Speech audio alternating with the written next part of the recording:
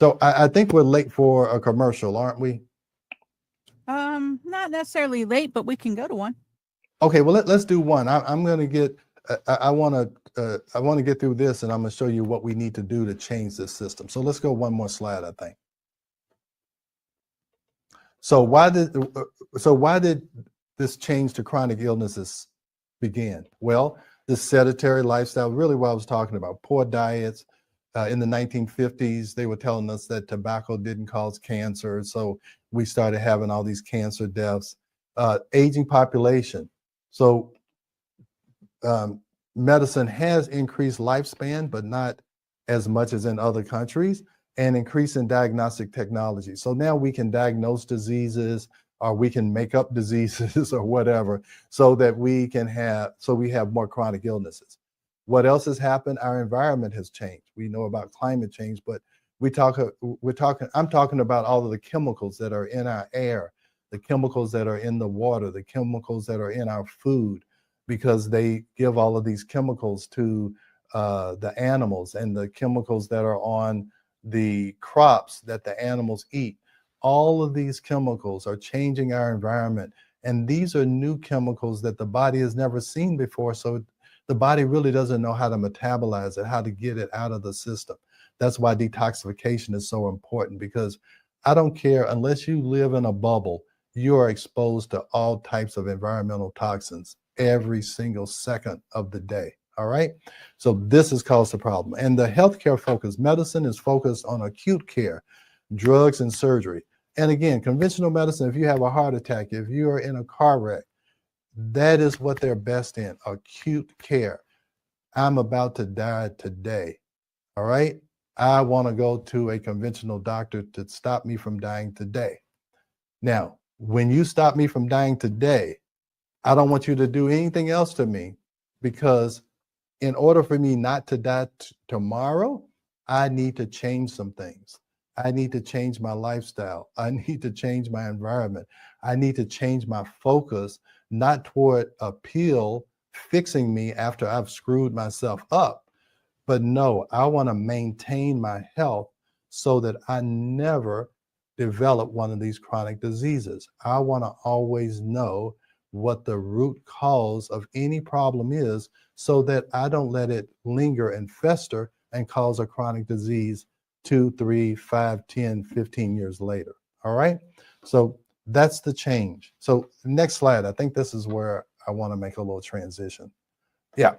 All right. So let's go here. So let's say, hey, if allopathic medicine, if they got rid of all of the medical schools and the naturopathic schools, wow, this must really have advanced our lifespan and advanced our advanced our way of life. But that's not what happened. So let's go to commercial, and we're going to talk about what the outcome of this change has been. We are going to a quick break, so stay with us as we explore the Ageless Blueprint right here on W4HC Radio and Talk4 TV. An ancient secret with a modern twist for better health and vitality. Dr. Taylor will be right back. Taking care of your health shouldn't mean taking a handful of pills every day. At Taylor MD Formulations, they create doctor-developed supplements that combine the best natural ingredients so you get the results you need with fewer pills. Taylor MD Formulations is backed by science, designed for real life with real results. Less pills, better health, doctor approved. Shop now at TaylorMDFormulations.com and discover smarter supplements for smarter health. That's TaylorMDFormulations.com. We are back for more of Ageless Blueprint. Once again, let's join Dr. Taylor for more insights and research on the ancient secret to better health and a better life in modern times. Here's your host, Dr. Eldred Taylor. Okay, all right, we're back. Welcome back again to Ageless Blueprint. And this is where we talk about the secrets to longevity and vitality. And we try to convert you from aging to ageless. All right, so we're talking about ageless. Come in during the we had a commercial. We had a question come in during the commercial. Okay, all right. The question is, So when you're born, they start shooting you up with medicine, and it seems that they keep you alive as much as they can. And then when you get older, they start pushing you out so they don't have to pay Social Security. Is that the gist of it? Yeah. That is pretty much it. That's why they try to, convince you, because I'm going to be 65 this year. They just keep trying to convince you to wait till 70 until you get your Social Security, because you'll get more money. Yeah, you're right. They're hoping they won't have to pay you at all. They're hoping that you're going to be dead. Now, again, I'm not trying to be a conspiracy theorist, but I'm just giving you information, and you.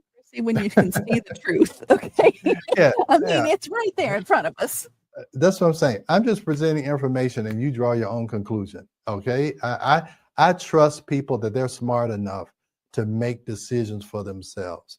I don't try and impose my decisions upon you, but I do want you to know the truth. And the truth, how this type of medicine got started, it's not an ageless secret. It's not. It's a 1910 invention. Okay, so there's nothing traditional about this. There's no history behind this. And I'm going to show you that it's not improving our health. So life expectancy in the United States is 77 years. In other nations, it's 81 to 85. And Japan is the global leader, is 85 is the life expectancy. And Japan and China have probably held on to their traditions more than other countries, okay? And Western influence is starting to infiltrate there, and their life expectancy is going down, and their increase in chronic illness is going up. Everybody wants to have this Western lifestyle, but it's not beneficial for life, okay? So let's go to the next one. All right, infant mortality rate. This is embarrassing, is that our mortality rate is double, almost triple. It's double the average almost, and it's triple what's in Japan. So, whether you're pro-life or pro-choice or whatever, if you're going to be pro-life, let's really be pro-life, okay? That means that, yeah, and again, I don't care which one you are, but if you're pro-life, let's talk about life even after birth. How do we decrease infant mortality? And that's by changing the environmental structure. This is mostly happening in poor, underprivileged type societies or clusters in our country, and they're suffering this infant mortality. So let's really be pro-life if you're going to be pro-life. All right. So let's go to the next one. All right. So preventable deaths. This is interesting. So out of 100,000 deaths in the U.S., 177 of them are preventable. In other high-income countries, it's 108. But in the best performers, there are only 95 preventable deaths out of 100,000. So again, we're almost double the best performers when it comes to preventable deaths. And most chronic illnesses that cause death are preventable. Heart disease, cancer, addictions, all of these are preventable. So has the Flexner Report and has allopathic medicine made our society healthier? I'm going to argue that it hasn't. All right, so let's go to the next one. And we spend more on healthcare than any other nation in the world, and we don't have the best healthcare. We spend almost 18% of our gross domestic product on healthcare, where the most efficient systems only spend 8 to 10%. All right, so now again, we're double the best, most efficient systems of medicine. So why do we keep clinging on to this type of medicine when it has no benefit? Okay, it only benefits a certain section of society, which is the people that are controlling the pharmaceutical industry and controlling medicine and controlling healthcare. That money, that's 17, almost 18% of the GDP, is going into the hands of those industries. All right. So we're spending a lot of money, and our return on investment, which is our health, is not improving. Let's go to the next one. We have another question. Okay. They're saying, people are saying that they're making the natural stuff pretty much illegal these days, that you have to conform to. Yeah. That's terrible. Yeah. Yeah. And that's why people like me almost have to go undercover. Let me just give you an example. During the COVID crisis, before there was any vaccines, we put on our website that, hey, your best defense against any virus is to have a healthy immune system. How do you have a healthy immune system? You can take vitamin C, you can take probiotics, and you should make sure your vitamin D level is okay. That's all we said. We didn't say it cures COVID. We just said, try to build up your immune system. We got a letter from the FTC. Now, this was just on our website. I wasn't on TV making a commercial or whatever. And we got a letter from the Federal Trade Commission and telling us to take that information down because the vaccines were about to come out. So they were threatening me. The FTC was threatening me just by saying, why don't you build up your immune system? And this is how you do it.